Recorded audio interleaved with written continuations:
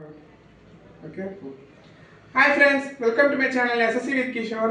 So நான் சொன்னேன்ல again notification ரெடியா இருங்க MTS notification வரும் வந்துருச்சு பாத்தீங்களா அதுதான் என்னோட கணிப்பு வந்து கரெக்டா இருக்கும் நான் எப்போ சொன்னாலும் அது கரெக்டாவே நடக்கும் ஃபர்ஸ்ட் CGL வரும் அப்புறம் CHS வரும் அப்புறம் MTS வரும் அதே ஆர்டர்ல தான் இப்போ வந்திருக்கு ஃபர்ஸ்ட் CGL நோட்டிஃபிகேஷன் வந்துருச்சு CHS நோட்டிஃபிகேஷன் வந்துருச்சு இப்போ MTS வந்துருச்சு எனக்கே வந்து ரொம்ப ஷாக்கிங்கா இருக்கு என்னன்னா SSC வந்து இவ்வளவு ஸ்பீடா இருக்காங்க இப்போ வர வர முன்னலாம் வந்து CGL ஒரு டைம் ஒரு இயருக்கு நோட்டிஃபிகேஷன் வந்ததுன்னா எப்படி அடுத்த நோட்டிஃபிகேஷன் அடுத்த CHS வரதுக்கு இல்லை MTS வரதுக்கு மினிமம் 6 months 1 month டைம் இருக்கும் இப்போ வீக்லி டைம் வச்சிருக்காங்க சீசன் வந்து ஒரு 2 weeks கூட ஆகல CHS வந்துருச்சு CHS வந்து 1 week கூட ஆகல MTS வந்துருச்சு ஸோ இப்போ என்ன ஆயிடுச்சுன்னா கண்டினியூஸாக எல்லா எக்ஸாம்ஸும் வந்துருச்சு CGL வந்துருச்சு CHS வந்துருச்சு MTS வந்துருச்சு ஸோ இப்போ நம்ம வேலை என்ன ப்ரிப்பேர் பண்ணுறது மட்டும்தான் வேலை எல்லா எக்ஸாமுமே லைனாக வந்துருச்சு இதில் என்ன ஒரு பியூட்டினா நீங்கள் சப்போஸ் மெட்ரிகுலேஷன் படிச்சிருந்தீங்க அப்படின்னா MTS அட்டன் பண்ணலாம் ஹையர் செகண்டரி படிச்சீங்கன்னா MTS CHS அட்டன் பண்ணலாம் கிராஜுவேட் அட்டன் பண்ணினா 3 எக்ஸாமே அட்டன் பண்ணலாம் MTS அட்டன் பண்ணலாம் CHS அட்டன் பண்ணலாம் CGL அட்டன் பண்ணலாம்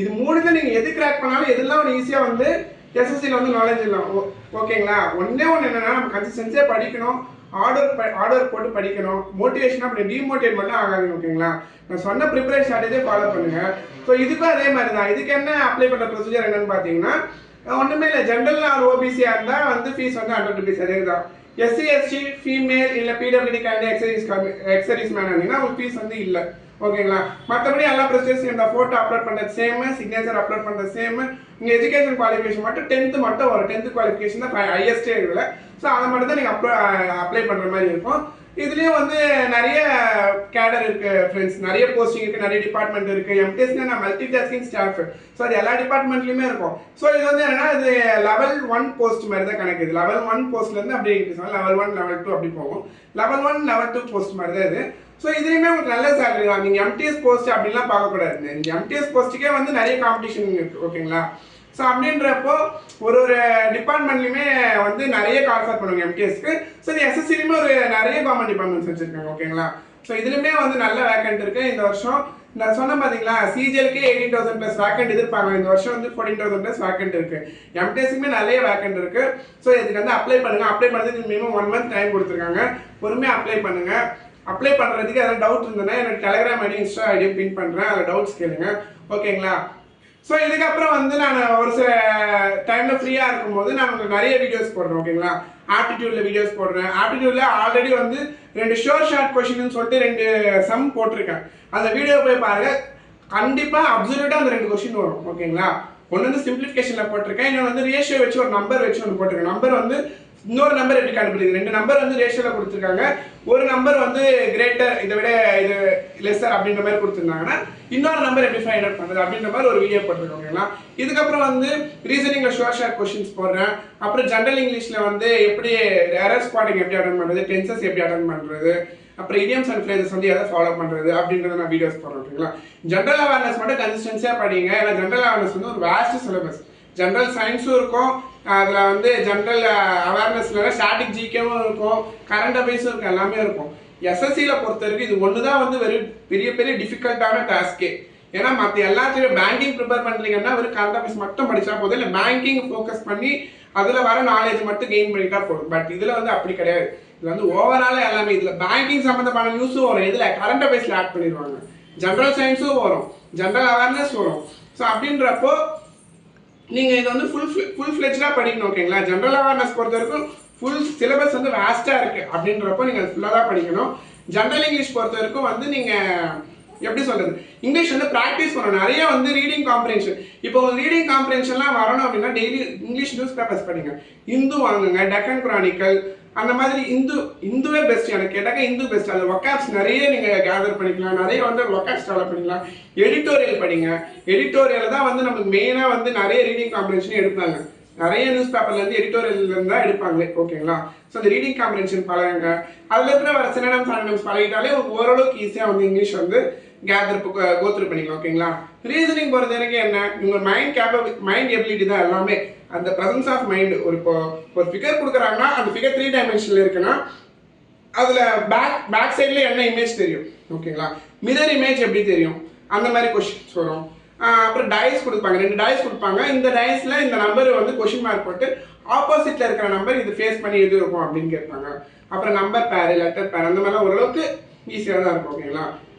ஆப்டிடியூடை பொறுத்த வரைக்கும் என்ன, நார்மலாக பேங்கிங்கில் வர சில பேர் profit and loss, time and distance, time and work, ages, அப்புறம் ஆவரேஜ், சேல்ரி, அப்புறம் என்ன சொல்கிறது, போட்ஸ் அண்ட் ஸ்ட்ரீம்ஸு, இந்த மாதிரி தான் ஒரு பர்சன்டேஜ், இந்த மாதிரி ஒரு கண்டினியூஸாக ஒரு 22 டாபிக்ஸ் இருக்கும். அந்த பேசிக்ஸ் எல்லாம் தரவு பண்ணிட்டு நீங்கள் மார்க் டெஸ்ட் போட்டு அதை நீங்கள் இம்ப்ரூவ் பண்ணிக்கலாம். ஓகேங்களா? அட்வான்ஸ் மேத்தமெட்டிக்ஸ் பொறுத்த வரைக்கும் நான் ட்ரிக்னாமெட்ரி, மென்சுரேஷன் அதெல்லாம் கொஞ்சம் படிச்சுக்கோங்க. அதில் தான் நிறைய ஜாமெட்ரி, மென்சுரேஷன் 3 தான் மெயின் ஃபோக்கஸ் ஏரியா. ஓகேங்களா? இதில் தான் நிறைய SSCயில் வந்து ஃபோக்கஸ் பண்ணுவாங்க. ஸோ வேறு வழியில் நீங்கள் படிச்சு தான் ஆகணும். இப்போ sine theta, cos theta, tan theta, இதை இந்த ஃபார்முலா டேபிள் ஞாபகம் வச்சுக்கோங்க. 0, 30 டிகிரி, 45 டிகிரி, 60 டிகிரி, 90 டிகிரி. ஓகேங்களா? ஸோ அந்த ஃபார்முலாஸ் ஞாபகம் வச்சுக்கோங்க. சைடுனா வந்து இப்போ அதுக்கு ஒரு ஃபர்ஸ்ட் 3 காலம் பண்ணி ஞாபகம் வச்சுக்கிங்க. என்னன்னா இப்போ கொசிகண்ட், சீக்கண்ட், கார்டெல்லாம் வந்து சைனுக்கு ஆப்போசிட் தான் வந்து கொசிகண்ட், ரெசிப்ரோக்கல் ஆஃப் சைன். காஸ்ல வந்து ரெசிப்ரோக்கல் ஆஃப் சீக்கண்ட், இல்லை சீக்கண்ட்னா ரெசிப்ரோக்கல் ஆஃப் காஸ், அந்த மாதிரியா. இப்போ ரெசிப்ரோக்கல் ஆஃப் டான் தான் வந்து காத்திட்டா. ஓகேங்களா? ஸோ அந்த மாதிரி நிறைய இருக்கு. அப்போ ஆங்கிள்ஸ் வச்சு படிங்க. நிறைய இந்த ட்ரையாங்குலர் தியரம், ஆங்கிள்ஸ், பேரலோகிராம், அதனுடைய ரூல்ஸ் அண்ட் ப்ரொசீஜர்ஸ் என்ன, இப்போ ஒரு ட்ரையாங்கிள் பைசெக்ட் பண்ற சம், அந்த மாதிரிலாம் நிறைய கொஸ்டின் கேட்பாங்க. பைசெக்ட் பண்ணிச்சுன்னா ஸோ இந்த ஆங்கிள்கான கரஸ்பாண்டிங் ஆங்கிள் என்ன, ஸோ அதுக்கு டிஸ்டன்ஸ்லாம் அவங்களே கொடுத்து, அதே மாதிரி சர்க்கிள் இருக்குன்னா அந்த கார்டு லென்த் இவ்வளோன்னு கொடுத்துருப்பாங்க. அந்த கார்டை வச்சு நீங்கள் ஒரு ரேடியஸ் ஃபைண்ட் அவுட் பண்ணுற மாதிரி, இப்போ டயமீட்டர் ஃபைண்ட் அவுட் பண்ணுற மாதிரி இருக்கும். ஸோ அந்த மாதிரிலாம் நிறைய சம்ஸ் பார்த்துக்கோங்க. ட்ரபீசியம்ல சம் பார்த்துக்கோங்க, பேரலோகிராமு, அப்போ பேரலோ பிப்படு, அந்த சம்ஸ் வரும். ராம்பஸ், ஸ்கொயரு, இந்த மாதிரி டைப்ஸ் ஆஃப் சம்ஸ் எல்லாமே பார்த்துக்கோங்க. ஓகேங்களா? ஸோ நான் ஒரு ஜென்ரலாக ஒரு ஐடியா கொடுத்துருக்கேன் எதில் எப்படி படிக்கணும்னு சொல்லிட்டு. ஓகேங்களா? அந்த மாதிரி ஃபாலோ பண்ணி நீங்களா ஒரு ஸ்கெட்ச் போடுங்க, நீங்களா ஒரு பேட்டர்ன் ஷெடியூல் போட்டு அந்த ஷெடியூல் படி நீங்கள் ஃபாலோ பண்ண ட்ரை பண்ணுங்க. ஓகேங்களா? டெய்லியுமே 2 hour 3 hour இந்த ஷெடியூல் ஃபாலோ பண்ணி நீங்கள் வந்து ஈஸியாக வந்து ட்ராக் பண்ணிடலாம். ஸோ இப்போ மெயினாக வந்து இந்த வீடியோவில் சொல்ல வரது என்னன்னா, MTS நோட்டிஃபிகேஷன் வந்துச்சு, அலர்ட்டாக இருங்க. ஸோ இதுக்கப்புறம் வந்து வரக்கூடிய நோட்டிஃபிகேஷன் என்னன்னா, ஒன்று வந்து டெல்லி போலீஸ், SI கான்ஸ்டபிள், அது மட்டும்தான் வரும். CRPF, CAPF அது மட்டும்தான் இப்போ மெயினாக SSCயில் மெயின் 3 பார்ட் ஆஃப் எக்ஸாம் வந்து வந்துருச்சு. நோட்டிஃபிகேஷன் வந்துச்சு, அப்ளை பண்ண டேட்டு, லாஸ்ட் டேட் எல்லாம் வந்துருச்சு. மெயின் பார்ட் 3 பார்ட் என்ன, CGL, CHSL, MTS 3மே வந்துருச்சு. இந்த இயற்கான நோட்டிஃபிகேஷன் மொத்தம் வந்துருச்சு. இதுக்கப்புறம் பேங்கிங் ப்ரிப்பேர் பண்ணுறவங்களுக்கு நோட்டிஃபிகேஷன் அப்கமிங்கில் வரதான் போகுது.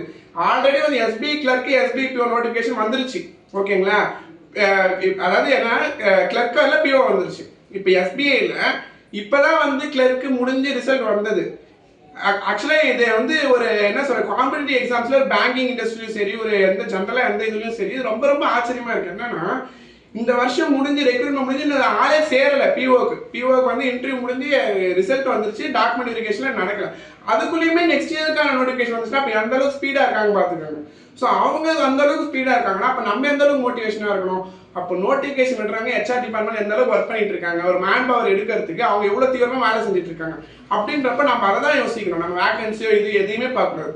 அவங்க அந்த அளவுக்கு ஒரு எந்தூசியாஸ்டா, ஒரு மோட்டிவேஷனாக ஒரு நோட்டிஃபிகேஷன் விட்டு, இப்போ ஆக்சுவலாக இன்னொன்று சொல்ல போனோம்னா, ஒரு நோட்டிஃபிகேஷன் வந்து கம்ப்ளீட்டாக விடுறதுக்கு எவ்வளோ நாள் எவ்வளோ பேர் ஒர்க் பண்ண தெரியுங்களா? ஒரு நோட்டிஃபிகேஷன் விடணும்னா ஃபர்ஸ்ட் அது HR டிபார்ட்மெண்ட்டில் கான்டாக்ட் பண்ணணும், அப்புறம் எவ்வளோ மேன் பவர் ரிசோர்ஸ் தேவைப்படும் கேட்கணும், எந்தெந்த ஆஃபீஸில் எவ்வளோ வேக்கண்ட் இருக்குன்னு கேதர் பண்ணணும், ஆல்ரெடி பேக்லாக் வேக்கண்ட் இருக்கான்னு கேட்கணும். ஸோ அந்த மாதிரி நிறைய ப்ரொசீஜர்ஸ் இருக்கு. இப்போ அடுத்து வந்து ரிட்டையர் ஆக போறாங்களா, யார் இப்போ இமீடியட்டாக ரிட்டையர் ஆக போறாங்க, யார் வந்து ஏஜ் முடிஞ்சது, யார் VRS கொடுத்துருக்காங்க, இது எல்லாமே பார்த்துட்டு ஃபைனலாக வரது நோட்டிஃபிகேஷன். ஸோ அப்படின்றப்போ இப்போ ஆல்ரெடி பழைய சொந்த நோட்டிஃபிகேஷன் முடிஞ்சு இப்போதான் வந்து ரிசல்ட் அனௌன்ஸ் பண்ணியிருக்காங்க. உடனே நெக்ஸ்ட் இயர் நோட்டிஃபிகேஷன் வருதுன்னா இப்போ எந்த அளவுக்கு அவங்க தீவிரமாக வேலை செஞ்சுருப்பாங்க, புரியுதுங்களா? ஸோ இதை தான் நீங்கள் மைண்டில் வச்சுக்கணும். இப்போ அவங்களே அந்த அளவுக்கு வேலை செய்யும் போது நம்ம என்ன ஒர்க்கு நம்மளுக்கு படித்து ஒரு எக்ஸாம் பாஸ் பண்ணணும், அதுதான் நம்ம வேலை. அப்படின்றப்ப நம்ம எந்த அளவுக்கு படிக்கணும், எந்த அளவுக்கு டெய்லியும் வந்து மோட்டிவேஷனாக இருக்கணும், எவ்வளோ ப்ரிப்பேர் பண்ணணும் யோசிச்சுக்கணும். ஓகேங்களா? ஸோ இங்கே எக்ஸாம்ஸ்க்கு வந்து பஞ்சமே இல்லை ஃப்ரெண்ட்ஸ். நீங்கள் யாருமே வந்து என்னால் எக்ஸாம் இல்லை, என்னால் படிக்க முடியல, எந்த எக்ஸாம்ஸும் இல்லை இந்த வருஷம் அப்படின்னு சொல்லவே முடியாது. இனிமேல் அந்த இதுக்கு நான் என்ன சொன்ன ஒரு ஸ்ட்ராட்டஜி, ஒரு 10 years முன்னாடி இந்த இதுவும் சொல்லிட்டு இருந்தாங்க, இந்த வருஷம் என்ன இந்த எக்ஸாமே இல்லை, கவர்மெண்ட் எக்ஸாமே விடலை அப்படின்னு நிறைய பேர் அந்த சாக்கு சொல்லி தப்பிச்ச காலம்லாம் உண்டு. அது நானே கேட்டிருக்கேன். இப்போ நீங்கள் யாருமே ஏமாற்ற முடியாது. ஏன்னா எக்ஸாம்ஸ் வந்து இப்போ கண்டினியூஸாக வருது. நீங்கள் யாரும் வந்து இந்த வருஷம் எக்ஸாம் இல்லை நான் ப்ரிப்பேர் பண்ணலன்னு சொல்லவே முடியாது. ஏன்னா லைனாக எக்ஸாம்ஸ் வருது. SSCயில் வந்துருச்சு, பேங்கிங் வந்துச்சு, அது TNPSC வந்துருச்சு. TNPSCயில் Group 1 விட்டுட்டாங்க, இப்போ Group 4 முடிஞ்சிருச்சு, Group 4 எக்ஸாம் வரப்போகுது, அடுத்து Group 2 வரும், எல்லாமே ஒரு ரயில்வேஸும் வந்துருச்சு. ஸோ அப்படின்றப்போ ஒரே ஒரு main motivation, main concept, idea எல்லாமே ஃபோக்கஸ்டாக நீங்கள் படிக்கணும். அதாவது ஃபுல் ஃப்ளெஜ்டாக படிக்கணும். ஃபோக்கஸ் மட்டும்தான் அவங்க ஃபுல்லாக அவங்க வந்து உங்கள் எக்ஸாம் ப்ரிப்பரேஷன் மட்டும்தான் இருக்கணும். வேறு எதுலேயுமே நீங்கள் டிமோட்டிவேட் ஆகுது, மைண்டை வந்து டைவெர்ட் பண்ணாதீங்க.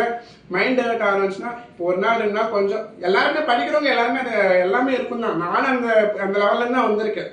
நானும் அதெல்லாம் கஷ்டப்பட்டு தான் வந்திருக்கேன். படித்தாக்கா சில டைம் வந்து மைண்ட் டைவெர்ட் ஆகும், வேறு ஏதாச்சும் பண்ணலாமா, அந்த மாதிரி டைமில் ஒரு 1 hour 2 hour மூவிக்கு போயிருங்க. ஏதாச்சும் ஒரு மூவிக்கு போயிட்டு உங்களுக்கு பிடிச்ச மூவியோ இல்லை ஒரு பிடிச்ச சாங்கை கேளுங்க. அப்போ கொஞ்சம் மைண்ட் கொஞ்சம் ரிலாக்ஸ் ஆகும். உங்களுக்கு பிடிச்சதை ஏதாச்சும் பண்ணுங்க. ஒரு கேம் விளையாடுங்க. இப்போ ஃபோனில் ஏதாச்சும் கேம் விளையாடுங்க, ஏதாச்சும் பாருங்கள், ஏதாச்சும் மோட்டிவேஷன் வீடியோ பாருங்கள், இல்லாச்சும் ஏதாச்சும் இன்டோர் கேம் இருக்கா, அந்த மாதிரி கேரம் செஸ் அந்த மாதிரி விளையாடி உங்கள் மைண்டை கொஞ்சம் பீஸ்ஃபுல்லாக வச்சுக்கோங்க. அப்போ கொஞ்சம் மைண்ட் கொஞ்சம் ரிலாக்ஸ் ஆகும். அதுக்கப்புறம் நீங்கள் படிக்க ஸ்டார்ட் பண்ணி கான்சன்ட்ரேஷன் ஆட்டோமேட்டிக்காக வந்துடும். ஸோ கான்சன்ட்ரேஷன் கொண்டு வரதுக்கு நிறைய வழி இருக்குது. நம்ம தான் அதை பயன்படுத்திக்கிறது இல்லை. ஓகேங்களா? கான்சன்ட்ரேஷன் எப்படி வேணாலும் கொண்டு வரணும். ஒருத்தர் கான்சன்ட்ரேஷன் வரல ஸ்டடீஸில் அப்படின்னா வேற ஏதாச்சும் அவங்க பிடிச்ச விஷயத்தில் அவங்க அதை டைவெர்ட் பண்ணி அதில் கொஞ்சம் ஈடுபாடோட ஒரு விஷயத்த பண்ணிட்டீங்கன்னா அதில் கான்சன்ட்ரேஷன் பண்ணும்போது உங்களுக்கு ஆட்டோமேட்டிக்காக வந்து கான்சன்ட்ரேஷன் டெவலப் ஆக ஆரம்பிச்சிடும். அதுக்கப்புறம் நீங்கள் ஸ்டடீஸில் உட்காரும்போது இன்னொன்று வந்து உங்களுக்கு ஸ்டடீஸ்லேயே கூட நிறைய செக்ஷன் இருக்குல்ல, aptitude, reasoning, English, current affairs இருக்குன்னா இப்போ ஜென்ரல் அவேர்னஸ் ப்ரிப்பேர் பண்ண உக்காரீங்க அப்படின்னா உங்களுக்கு வந்து அது ப்ரிப்பேர் பண்ண ரொம்ப வேகாக இருக்குது, போரிங்காக இருக்குது, உங்களை படிக்க முடியல, மெமரைஸ் பண்ண முடியல, அது கெப்பாசிட்டி இல்லைன்னா டக்குன்னு வேறு செக்ஷன் உங்களுக்கு பிடிச்ச செக்ஷனுக்கு போயிடணும்.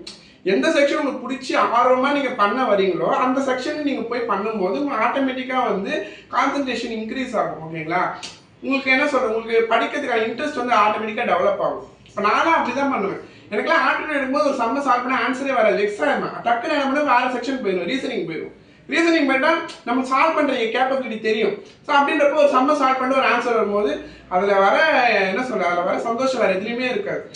ஒரு சம்ம சால்வ் பண்ணி ஆன்சர் வரணும், உடனே வெக்ஸ் ஆகிடும், வேறு செக்ஷன் போயிடணும். போயிட்டு அந்த செக்ஷனில் பார்த்து திருப்பி ரிவர்ஸ் இந்த செக்ஷன் வரும். ஸோ அந்த மாதிரி மாற்றி படிக்கணும். ஆனால் அந்த மாதிரி ஸ்ட்ராட்டஜி ஃபாலோ பண்ணி தான் இந்த லெவலுக்கு வந்திருக்கேன்.